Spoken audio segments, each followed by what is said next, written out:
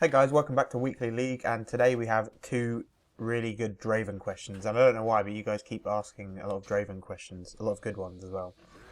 So the first one is, hey Awesome Fusion, in a team I play a lot of support. Lately there have been some Dravens that were super strong in lane but somehow failed in team fights, so we finally won. My question is there a specific thing you have to do in Draven as team fights, or is it just standard damaging whoever comes in range, and those Dravens failed at this? Using your W effectively and your E effectively on Draven is a really good key to stay alive, because your E can actually really help in keeping people away from you.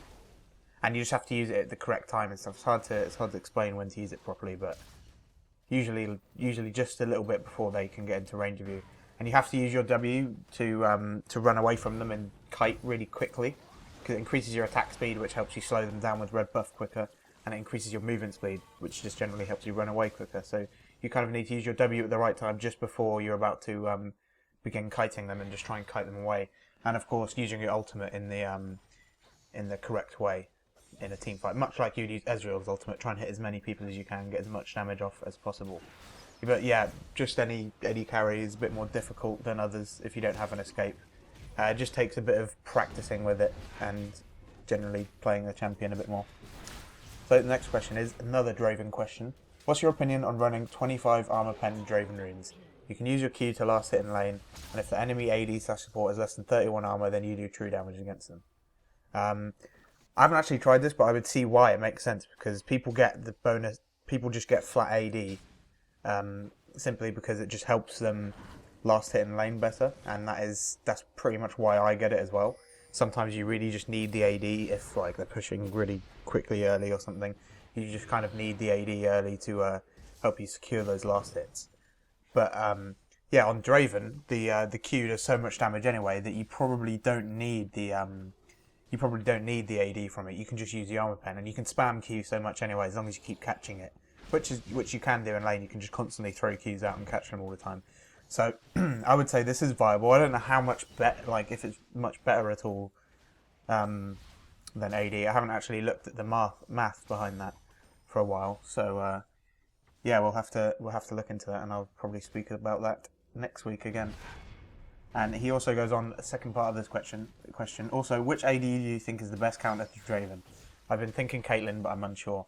Well, you've got to think not what the best AD counter to each AD is, but also supports counter various ADs as well. You can't think of it so linear, like this AD counters this AD. You've got to think a bit about, like, you've got to add in the support aspect as well. I think Leona is probably the best counter to Draven. I mean, it can still go both ways, obviously, but because he has no dash or escape or anything like that, his movement speed thing can help a little bit. But generally, you just get hit so suddenly by her ultimate, and then you get EQ'd. I think Leona is probably the best support to take against Draven. Maybe even Alistar as well. Just that complete lockdown potential is really deadly against him, and of course his short range helps Leona and Alistar get in prime position to stun him.